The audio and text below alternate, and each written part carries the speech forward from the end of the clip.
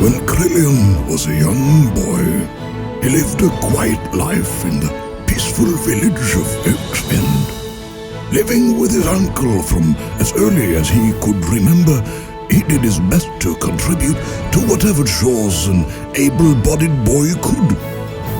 One day, at the age of 9, he wandered astray in the forest surrounding his village. Darkened clouds suddenly formed over the canopy, and gusts of furious winds built up from the highlands. The harder Chrileon searched for traces of his trail, the less he recognized his surroundings. Lost and hopeless in the stormy night, he lay down by the trunk of an old willow, cold and sobbing. Only the cawing crows knows for how long. Eventually, an old woman, out gathering herbs, stumbled upon the miserable boy and carried him to her weather-worn lodge for the night. With a storm raging outside and the lightning painting eerie shadows on the old cottage walls, the old crone suddenly began murmuring. "The stars spoke to her," she said, "and the tiny bones, feathers, and stones laid out before her whispered secrets to her soul." In the midst of the gloomy, stormy night, surrounded by the nightly terrors of the woods, she revealed Chrileon's true self and his real destiny.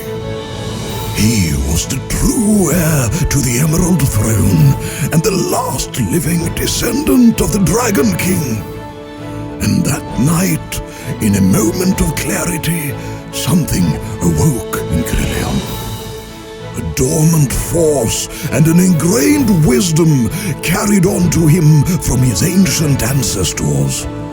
And right there, before the mist-clad moon, Chrileon took a vow and made a promise to himself and his high-born forefathers to unite the 7 kingdoms and bring eternal peace to all things living, once and for all.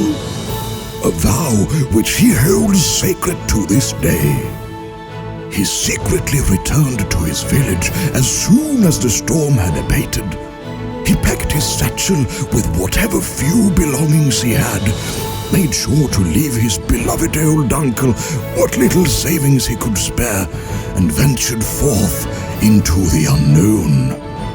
He traveled mountains, oceans, and cities, saw wondrous things he could never have imagined, faced horrors and miracles alike.